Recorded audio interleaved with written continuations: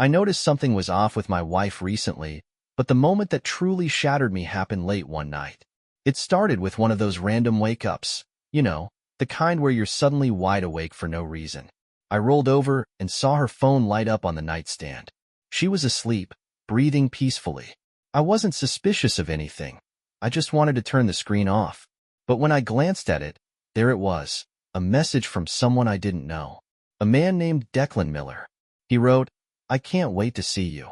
You're amazing." My chest tightened. I told myself it had to be a misunderstanding, spam, or a wrong number. But the twisting in my gut said otherwise.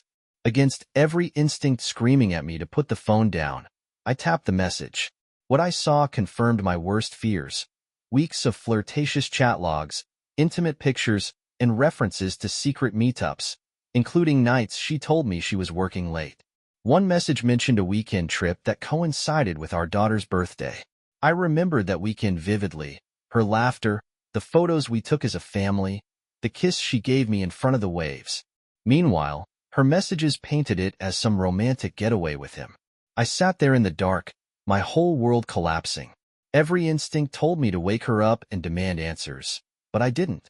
Instead, I put the phone back and lay there, staring at the ceiling while she slept peacefully beside me, unaware that my heart was breaking into pieces. That morning, I played the part, making breakfast, chatting like everything was normal, while internally, I was screaming. Over the next few days, I observed her with new eyes, noticing all the things I'd ignored or explained away before. The late nights, the secret of phone use, the way she seemed distant from me but glowing when she thought I wasn't looking. Eventually, I started digging deeper, installing a tracking app on her phone to mirror her messages and GPS. Each notification that came through confirmed what I already knew. She was cheating, not just emotionally, but physically. The betrayal felt like a dagger twisting in my chest. Confrontation seemed so simple, but I couldn't do it. Not yet. If I acted on impulse, I knew she'd twist the narrative, deny it, maybe even turn it back on me. I needed undeniable proof, a way to protect myself and our daughter from her lies. So I waited, collecting evidence, all while pretending nothing was wrong. Every day since has felt like walking a tightrope over an abyss, knowing I'll eventually fall but unsure when or how to brace for the impact. I don't know how to handle this, or if our marriage, or I, will ever recover. The days following that discovery blurred into each other. I felt like I was living two lives, the dutiful husband and father everyone expected me to be, and the broken, seething wreck holding on by a thread. Each time Isabel kissed me on the cheek or smiled at me over dinner, I felt sick. How could she act so normal when she was lying to my face? I kept gathering evidence, piece by agonizing piece. The tracking app showed me every message she sent and received, and every time she visited Riverside, the neighborhood I now knew was where Declan lived. There were photos, too, some that made my stomach churn. Their connection wasn't just physical, it was emotional. The texts were filled with inside jokes, sweet nothings, and plans for the future. That stung more than anything, the idea that she was planning a life that didn't include me. One night, she told me she was going to yoga. I already knew she wasn't. I'd seen the messages. She was meeting Declan at a cafe across town. I didn't let on, though. I just nodded, told her to have fun, and kissed her goodbye. As soon as she left, I grabbed my keys and followed her. I parked a block away from the cafe and watched her meet him.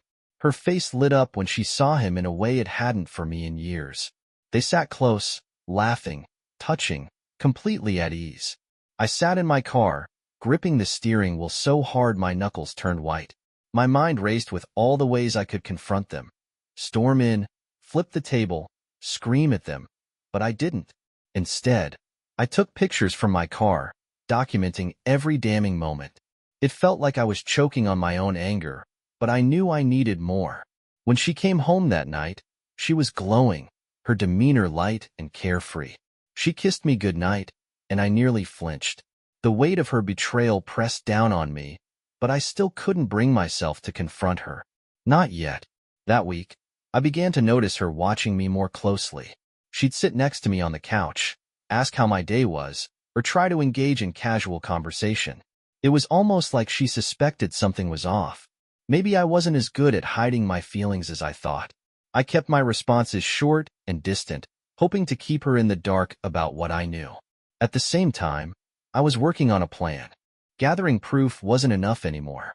I wanted her to feel the same uncertainty, the same fear of losing everything that I had been living with since I saw that first message. I wanted her to know what it was like to look at someone you love and wonder if they were even the same person anymore. But then something happened that I didn't expect. One night, after work, I stopped at a bar to clear my head.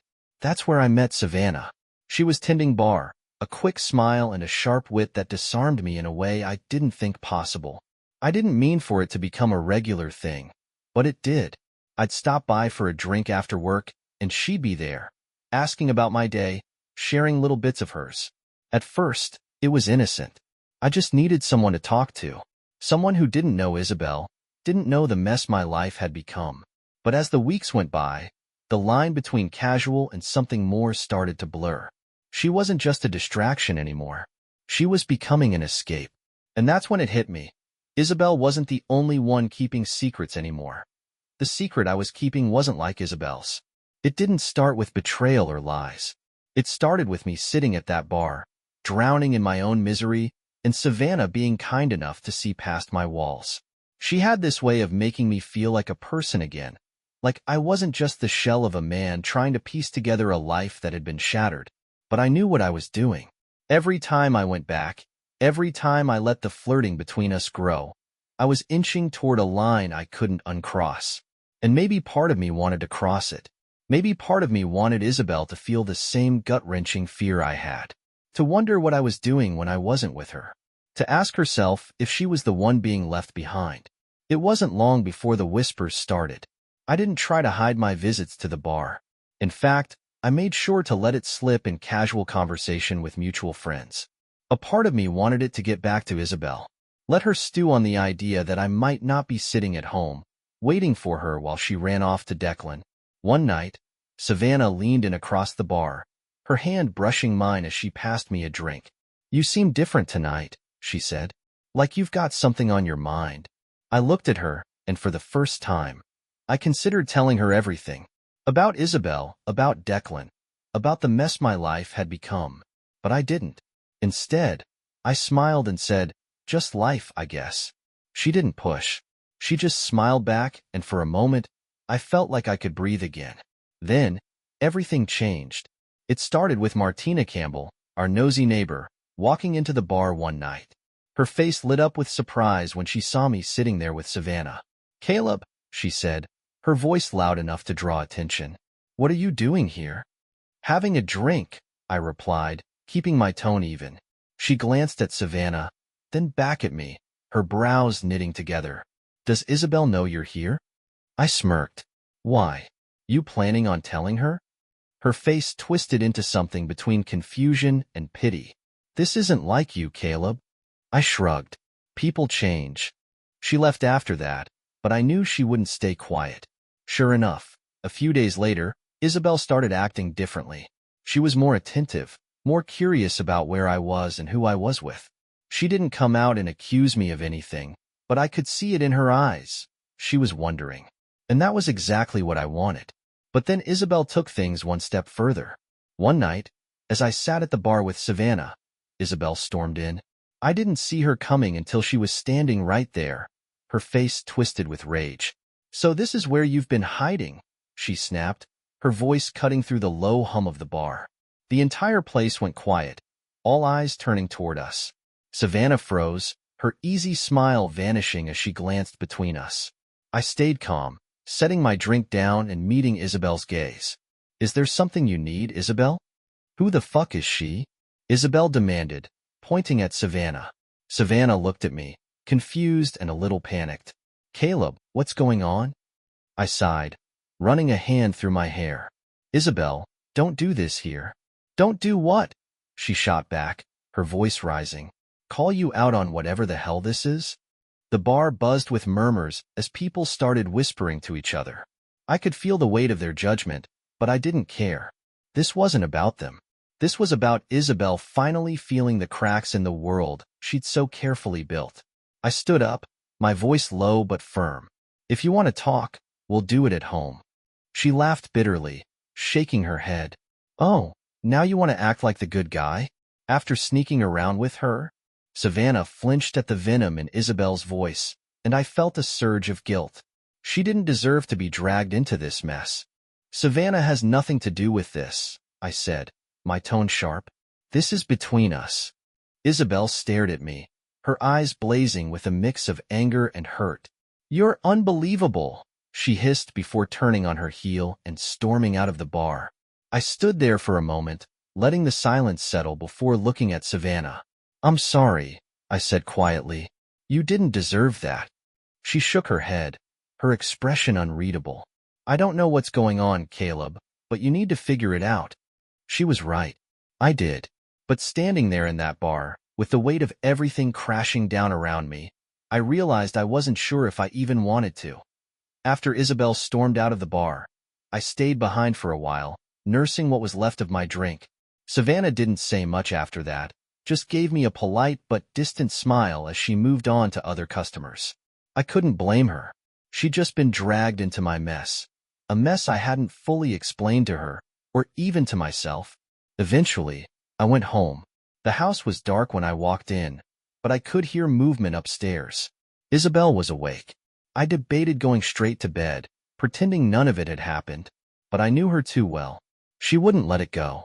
Sure enough, as soon as I stepped into our room, she turned on the bedside lamp, her arms crossed and her eyes full of fire. Care to explain what the hell that was? She snapped, her voice low but seething. I dropped my keys on the dresser and faced her, keeping my expression neutral. What do you want me to say, Isabel? She stood up, closing the distance between us. I want to know why my husband is spending his nights at a bar with some random woman. I laughed, a bitter, hollow sound. Oh, now you care about where I spend my nights? That's rich. Her face twisted in confusion and anger. What's that supposed to mean?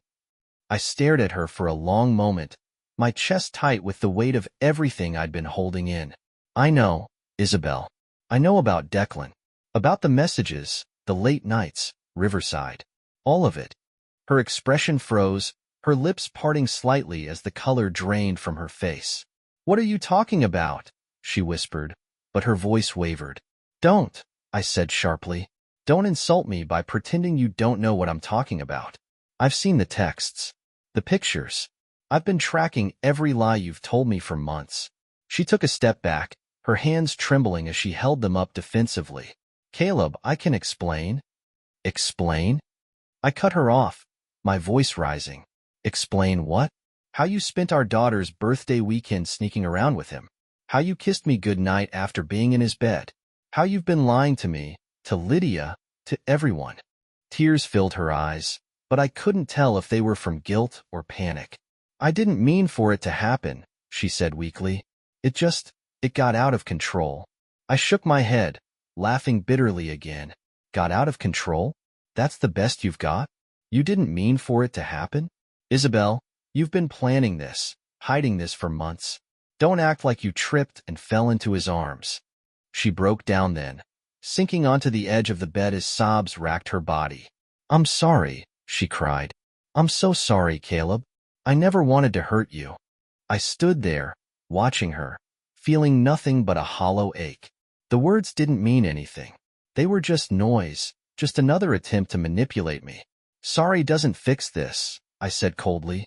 Sorry doesn't undo what you've done. She looked up at me, her face streaked with tears. I love you, Caleb. I do. I got lost. I didn't know how to stop. The anger that had been simmering in my chest erupted. You love me? Don't you dare say that. You don't love me, Isabel. You love yourself. You love whatever fantasy you've been chasing with him. But you don't love me. Her sobs grew louder, but I couldn't stay in that room any longer.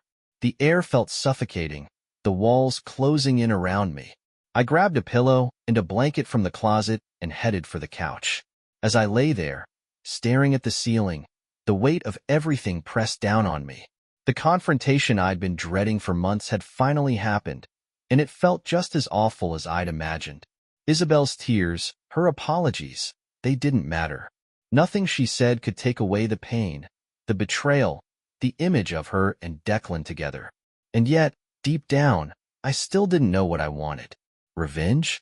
Closure? Or just an end to the nightmare my life had become? All I knew was that nothing would ever be the same again. The morning after our confrontation was eerily quiet. Isabel stayed in the bedroom, while I got Lydia ready for school. I tried to keep things as normal as possible, listening to her excited chatter about some science project she was working on. But the entire time, I felt Isabel's absence like a shadow looming over us. When Lydia finally left, the silence in the house was deafening. I made coffee, sitting at the kitchen table, and waiting for Isabel to come down. I had no idea what I would say to her, or if I even wanted to talk. Part of me just wanted to pack a bag and leave, but the thought of Lydia kept me rooted to my seat. Eventually, Isabel appeared. Her eyes were swollen and red, her movements hesitant. She looked like a woman who had aged overnight. She didn't say anything at first, just poured herself a cup of coffee and sat across from me. The tension between us was suffocating. "I meant what I said last night," she started, her voice barely above a whisper. "I'm sorry, Caleb. I know I've ruined everything." I stared at her, the anger bubbling just beneath the surface. "Do you think saying sorry makes this better? Do you think it fixes what you've done?" She flinched, her hands trembling as she held her mug. "I don't know what else to say. I was selfish and stupid, and I don't expect you to forgive me." "Good," I said sharply. "Because I don't." Her tears started again, but I didn't feel any pity this time. "What do you want me to do?" she asked, her voice cracking. "Do you want me to leave? To tell Lydia?" The mention of our daughter hit me like a punch to the gut. Lydia was innocent in all of this, and the thought of her being caught in the fallout made my chest tighten. "No," I said firmly. "She doesn't need to know anything. Not yet." Isabel nodded, wiping her tears. "I'll do whatever you want, Caleb. I'll end it with Declan. I'll go to therapy. I'll do anything to fix this." I laughed bitterly. "Fix this? Isabel, you can't fix this. There's no going back to how things were." "But I want to try," she said, desperation seeping into her voice. "For Lydia. For us." I shook my head, feeling the weight of her words but not letting them sink in. "You didn't care about us when you were sneaking around with him. Don't act like you care now." She broke down again, sobbing into her hands, and I couldn't stand to watch it anymore. I stood, grabbing my keys. "I need space," I said. "Don't follow me." I left the house, driving aimlessly for hours. My mind replayed everything: her lies, her betrayal, her pleas for forgiveness. I thought about Lydia and how her world would crumble if she found out the truth. I thought about Savannah, about how easy it would be to run to her and let myself forget, even for a little while. But in the end, none of it brought me clarity. It just left me feeling more lost and broken than before. When I finally returned home that evening, Isabel was in the living room, waiting for me. She looked drained, like she hadn't moved all day. "I called Declan," she said softly.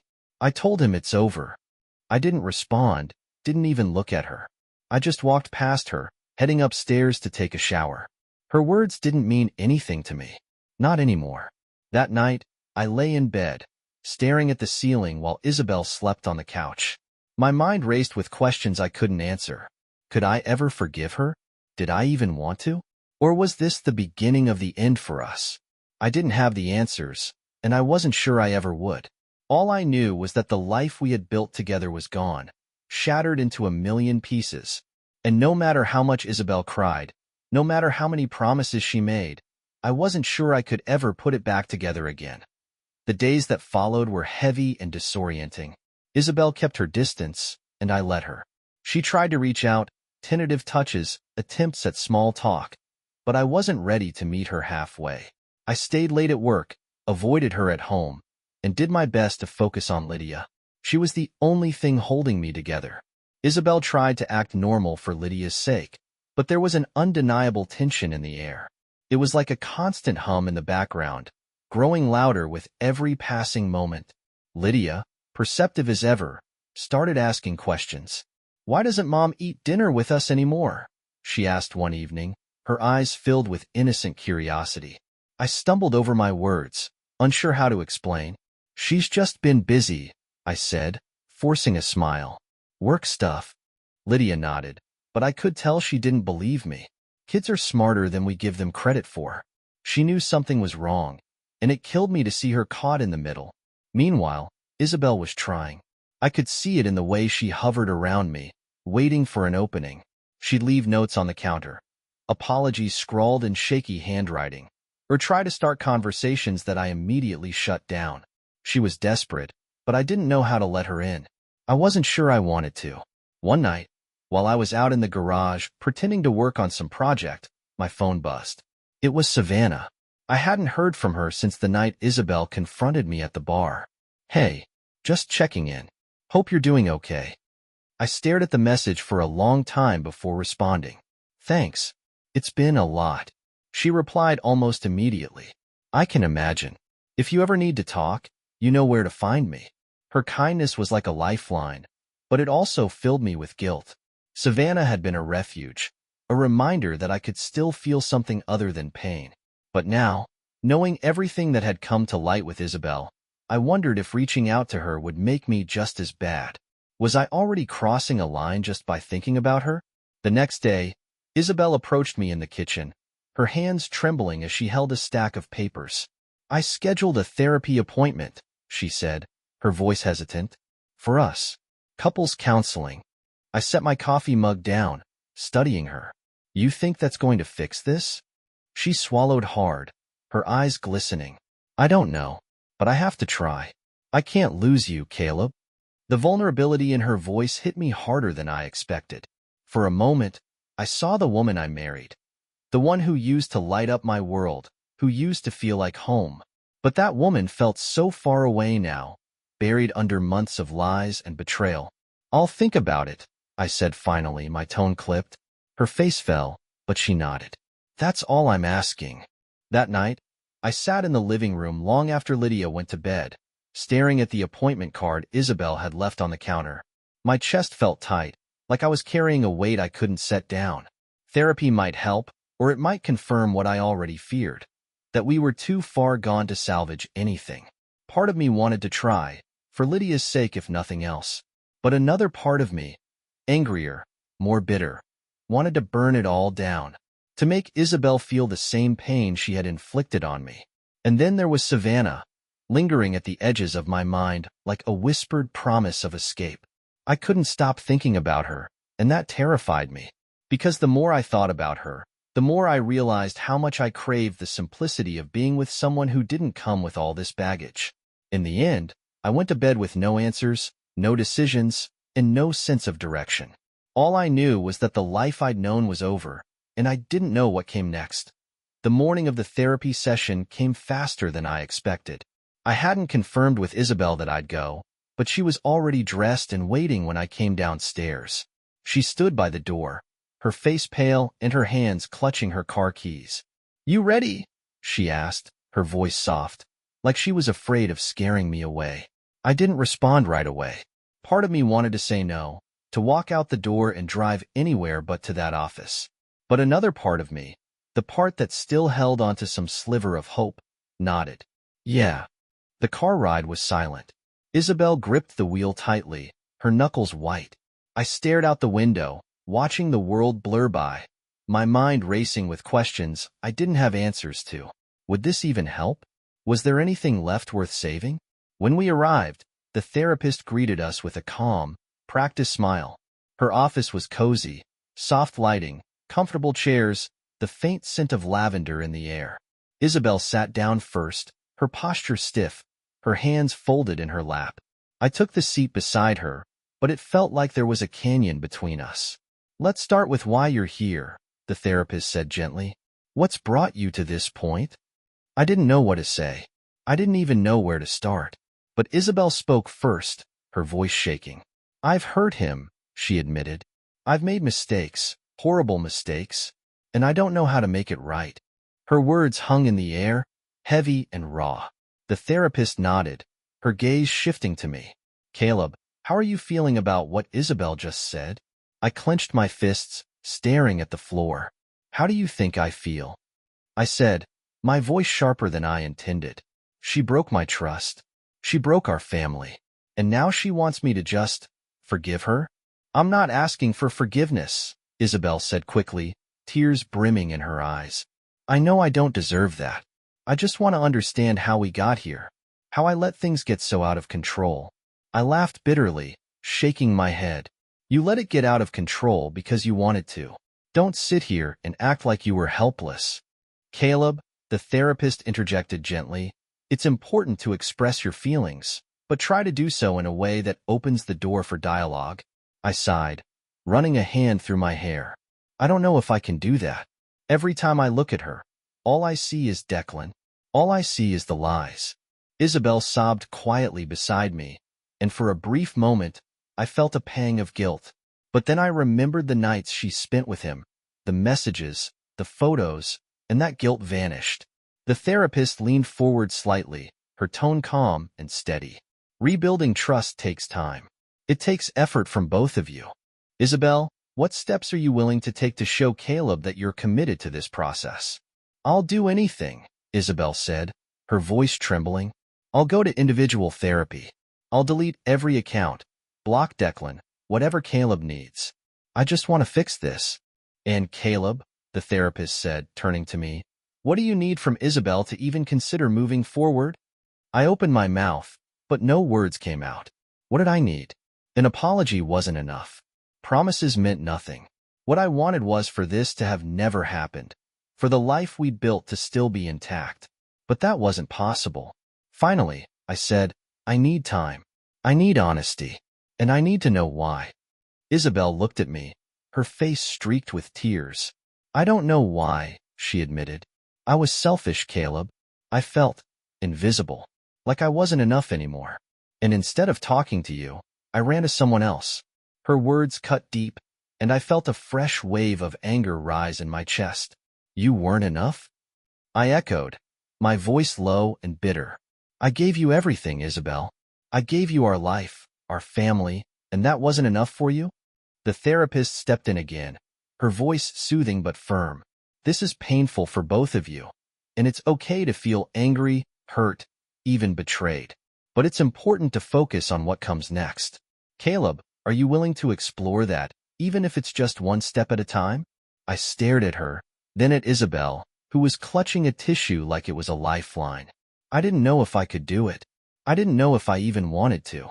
But for Lydia's sake, for the life we'd built, I nodded. I'll try. It wasn't a commitment. It wasn't forgiveness. It was just a step, a small, hesitant step in a direction I wasn't sure I believed in. But for now, it was all I could give. The weeks after that therapy session felt like walking on shattered glass. Isabel and I moved through the house like ghosts, careful not to disturb the fragile peace we were trying to rebuild. The sessions continued weekly, and while they gave us tools to talk, the emotional distance between us still loomed like a chasm. For Lydia's sake, we maintained a facade of normalcy. Family dinners were awkward but intact, conversations strained but civil. Lydia seemed to accept it for now, but I could see her watching us closely, trying to piece together what wasn't being said. It was heartbreaking, but I couldn't bring myself to tell her the truth. Not yet. Meanwhile, Isabel kept her promise to be transparent. She blocked Declan, showed me her phone whenever I asked, and gave up her passwords without hesitation. She even started attending individual therapy sessions, coming home afterward with puffy eyes, but no complaints. She was trying, I couldn't deny that. But no matter how hard she worked to repair what she'd broken, I couldn't shake the images in my mind. The texts, the photos, the way she lit up when she saw him. The worst part was the quiet. When I wasn't with Lydia or drowning in work, the silence was deafening. I'd lie awake at night, staring at the ceiling, my thoughts spiraling. What if I could never forgive her? What if this was just delaying the inevitable? And then, almost inevitably, my thoughts would drift to Savannah. I hadn't been back to the bar since Isabel's blow-up, but Savannah still lingered in my mind. Her smile, her laugh, the way she made me feel like myself again. She'd been a lifeline during the worst of it, even if I hadn't told her the whole truth. I hadn't responded to her last message, but the temptation to reach out gnawed at me constantly. One evening, I found myself scrolling through our texts, my thumb hovering over the keyboard. I knew it was dangerous. Reaching out to Savannah would only complicate things, muddying waters that were already murky. But I couldn't help it. I typed out a simple message, "Thanks for checking in. Things are complicated." I stared at it for a long time before hitting send. Almost immediately, the guilt hit me like a wave. What was I doing? Wasn't I supposed to be focusing on fixing things with Isabel? But before I could second-guess myself any further, Savannah replied, "I figured. Let me know if you need someone to talk to. I'm here." Her response was kind and casual, but it felt like a lifeline. I didn't reply again that night, but just knowing she was there brought me a strange sense of comfort. A few days later, Isabel caught me in the kitchen as I was making coffee. She seemed nervous, fidgeting with the hem of her sweater. "Caleb," she said softly, "I was thinking, maybe we should go away for a weekend. Just us. To try and reconnect." I froze, my mind immediately racing with doubts. A weekend away? The idea felt suffocating, like being trapped in a space where I couldn't escape the weight of everything between us. "I don't know if that's a good idea," I said finally, my tone guarded. "Please," she said, her eyes pleading. "We need this. If we're going to make this work, we have to start somewhere." Her desperation was palpable, and for a moment, I felt a pang of guilt. She was trying so hard, and here I was, dragging my feet, wondering if it was even worth it. Against my better judgment, I nodded. "Fine. One weekend." Her face lit up with cautious hope. "Thank you," she whispered. As she walked away, I stared into my coffee, my stomach churning. I didn't know if the weekend would bring us closer or just confirm that the damage was irreparable. Either way, I knew one thing for sure. I couldn't keep living in limbo forever. Something had to give. The weekend getaway came faster than I expected. Isabel chose a small cabin in the mountains, secluded and picturesque, a place that, under normal circumstances, might have been perfect for us.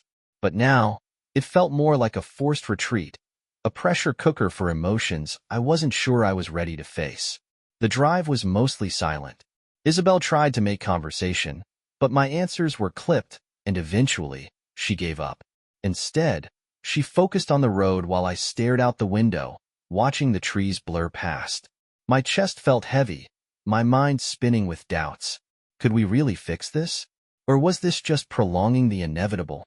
When we arrived, Isabel unloaded the car while I stood on the porch, taking in the view. The cabin was cozy, wood-paneled walls, a stone fireplace, and big windows that overlooked a sparkling lake. It should have felt peaceful, but instead, it felt like a stage set for a play I didn't want to be in. "Do you want to go for a walk?" Isabel asked hesitantly as she set the bags inside. Her voice was soft, almost timid. I shrugged. "Sure." The trail around the lake was quiet. The only sounds the crunch of leaves beneath our feet and the occasional chirp of a bird. Isabel tried to fill the silence, pointing out wildflowers or commenting on the crispness of the air. But I could tell she was struggling, her words faltering when I didn't respond. Finally, she stopped walking and turned to me, her eyes glistening with unshed tears. "Caleb, please, talk to me." I sighed, shoving my hands into my pockets. "What do you want me to say?" "Anything," she said, her voice breaking. "Yell at me. Cry. Tell me how much you hate me. Just don't shut me out." Her desperation was raw, and for a moment, I felt my defenses waver. "I don't hate you," I said quietly, "but I don't know how to forgive you either." Her shoulders sagged, and tears began to spill down her cheeks. "I don't deserve your forgiveness," she said. "I know that, but I'm begging you to give me a chance. Please, Caleb." The vulnerability in her voice cut deep, but it wasn't enough to drown out the anger and hurt still lodged in my chest. "You don't get it," I said, my voice rising. "It's not just about what you did. It's about what you destroyed. The trust, the connection, everything we built. It's all gone. And I don't know if it can come back." She sobbed, her hands covering her face, and I turned away, unable to watch. The pain in her tears mirrored my own, but it didn't feel like enough. No amount of crying could erase the nights she spent with Declan, the lies she told, or the way she shattered my world. The rest of the day passed in strained silence. We cooked dinner together in the cabin's tiny kitchen, our movements careful, like we were afraid to bump into each other. That night, we sat by the fireplace, each lost in our own thoughts. Isabel tried to hold my hand at one point, but I pulled away, and she didn't try again. When I finally went to bed, she stayed behind, staring into the dying embers of the fire. I lay awake for hours, listening to the stillness of the cabin and wondering if this was the beginning of something new or the end of everything. The next morning, Isabel was quiet. She made coffee and set a cup in front of me without a word. Her eyes were puffy, her movements subdued. For once, I felt a twinge of guilt. She was trying, even if it was too little, too late. "I've been thinking," I said finally, breaking the silence. "Maybe therapy isn't enough. Maybe we need space." Her hand froze mid-stir, and she looked up at me, her face pale. "Space?" she repeated. I nodded, swallowing hard. "I don't know if I can heal with you here. I need time to figure out what I want, what we want." Tears filled her eyes again, but she didn't argue. Instead, she nodded, her voice trembling. "If that's what you need." I didn't respond, just sipped my coffee as the silence enveloped us once more. I didn't know if space would help, but I knew I couldn't keep living in the same house, pretending everything was fine. Something had to change, and this felt like the first step. As we packed up the car and drove back home, the weight of my decision settled over me. This was uncharted territory, and I had no idea where it would lead. But for the first time in months, I felt a sliver of control over my own life. And for now, that was enough. When we got back home, the weight of everything I'd said during the trip lingered like a storm cloud over the house. Isabel didn't push, didn't try to argue with my request for space. She just retreated into herself, moving quietly through the house, as though afraid to disturb me. For Lydia's sake, I kept up appearances as much as I could. I made her breakfast, helped her with homework, and pretended like the world hadn't just turned upside down. But Isabel's absence in our interactions didn't go unnoticed. "Why doesn't Mom eat with us anymore?" Lydia asked one evening, her fork hovering over her plate. I froze, searching for an answer that wouldn't shatter her innocence.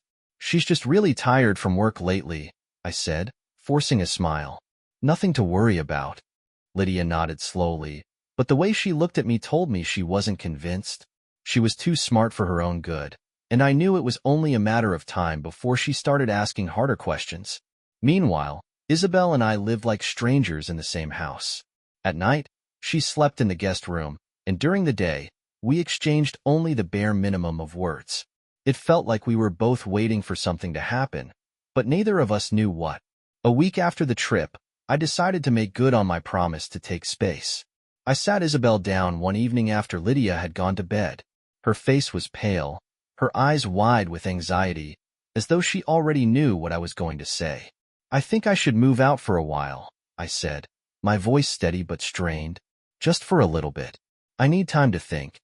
Her breath hitched, and tears welled up in her eyes. "Caleb, please. You don't have to do this. We can work through this together." I shook my head, the knot in my stomach tightening. "I can't heal if I'm here, Isabel. Every time I look at you, I see him. I see the lies.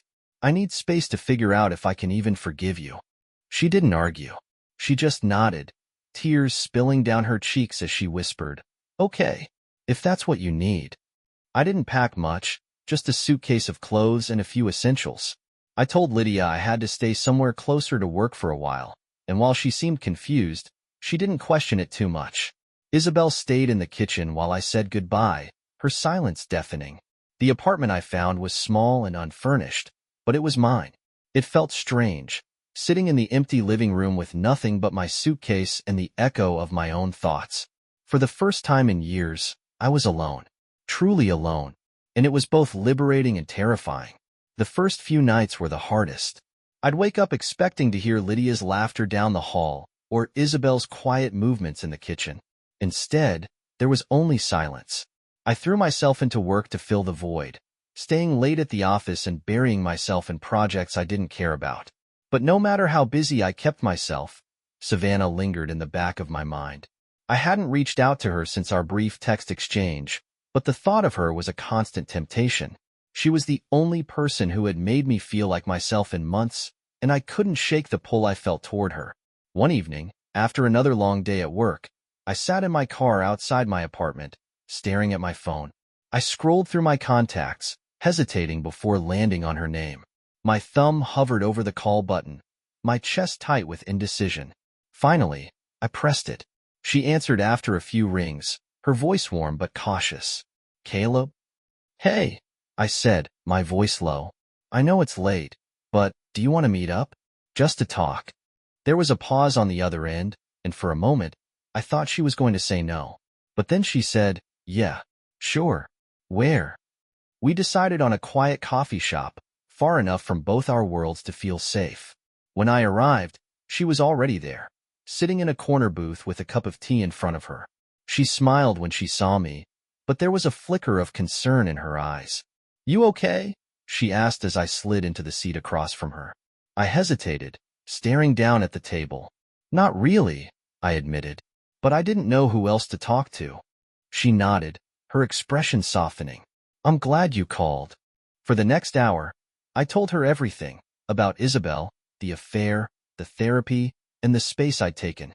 She listened without judgment, her eyes never leaving mine. When I finished, she reached across the table and placed her hand over mine. "You didn't deserve any of that," she said quietly. "None of it." Her touch was warm, grounding, and for the first time in weeks, I felt like I could breathe. I didn't know what would come next, whether Isabel and I could rebuild, whether Savannah and I were crossing a line. But in that moment, I didn't care. I was just grateful not to feel so alone. The days after meeting Savannah felt like a blur. I went back to the apartment with her words echoing in my mind. "You didn't deserve any of that." It was the validation I didn't even realize I'd been searching for, but it also complicated things. Was I really just looking for comfort, or was I already crossing into dangerous territory? Isabel called that evening. I almost didn't pick up, but I knew ignoring her wouldn't solve anything. "Hey," I said flatly. "Hey," she replied, her voice hesitant. "I was just checking in. Wanted to see how you're doing." "I'm fine," I said curtly. "What's up?" She sighed on the other end of the line. I miss you, Caleb. I know I don't have the right to ask, but I need to know. Are you thinking about coming home?" Her words caught me off guard. I had been so focused on surviving each day that I hadn't allowed myself to consider what the endgame was. "I don't know, Isabel," I admitted. "I told you I need time, and I meant it." "I understand," she said softly. I hope you'll consider it. For Lydia." Her mention of Lydia sent a pang of guilt through me. She was the one thing tying me to Isabel, the one thing keeping me from cutting ties completely. "I'll think about it," I said, though the words felt hollow. When the call ended, I sat in the silence of my apartment, staring at the walls. Isabel's plea echoed in my mind, but so did Savannah's warmth and understanding. It was like I was being pulled in two directions, and no matter which way I turned, someone would get hurt. A few days later, Isabel asked if we could meet in person to talk. I agreed, but only because I knew we couldn't keep avoiding the inevitable. We met at a quiet park, neutral territory where we could speak without Lydia overhearing. Isabel looked exhausted when she arrived, her eyes red and her movements tentative. "Thanks for meeting me," she said, sitting on the bench beside me. I nodded, keeping my distance. "What did you want to talk about?" She took a deep breath, wringing her hands nervously. "I just wanted to say, I'm sorry, again, for everything. And I wanted to ask you if there's still a chance for us, even a small one." Her words hung in the air, heavy with expectation. I looked at her, searching for the woman I had once loved, the woman I thought I'd spend my life with. But all I saw were the cracks, the scars left by her betrayal. "I don't know if I can ever trust you again," I said finally, my voice breaking. "You didn't just hurt me, Isabel. You shattered everything we built. And no amount of apologies or therapy can erase that." Tears streamed down her face, but she didn't interrupt. She just listened, her shoulders trembling. I hesitated, the words catching in my throat. "I think it's time we accept that this isn't working. Staying together for Lydia's sake isn't fair to any of us. She deserves to see what a healthy relationship looks like, not two people pretending." Isabel nodded slowly, wiping her tears. "I know you're right," she said, her voice barely audible. I'm going to miss you. So much. I'll miss you too, I admitted. But this is for the best. We sat in silence for a long time after that, the weight of our decisions settling over us. When we finally stood to leave, Isabel reached out, her hand brushing mine. Thank you for trying, she said quietly. I nodded, unable to find the words to respond. As I walked away, I felt a strange mix of sadness and relief. It was over. The chapter with Isabel had come to an end, and now it was up to me to figure out what came next. The weeks that followed were bittersweet. Isabel and I agreed to share custody of Lydia, doing our best to keep things amicable for her sake. Explaining the separation to Lydia was the hardest part, but she handled it with a maturity that made my heart ache. I just want you and Mom to be happy, she said one night, her small arms wrapped around my neck. Even if that means being apart. I held her tightly, tears streaming down my face. You're the most important thing in the world to me, sweetheart. Never forget that. As for Savannah, I approached things cautiously. We continued meeting occasionally, sharing quiet conversations over coffee or walks in the park. She never pushed, never demanded more than I could give, and for that, I was grateful. One evening, as we sat on a park bench watching the sunset, she turned to me and smiled. Do you think you'll ever be ready to move on? I looked at her, taking in the warmth in her eyes and the gentle curve of her smile. I don't know, I admitted, but if I am, I hope it's with someone like you. Her smile widened, and for the first time in what felt like forever, I felt a glimmer of hope. The past had left its scars, but maybe, just maybe, the future held something worth looking forward to. And for now, that was enough.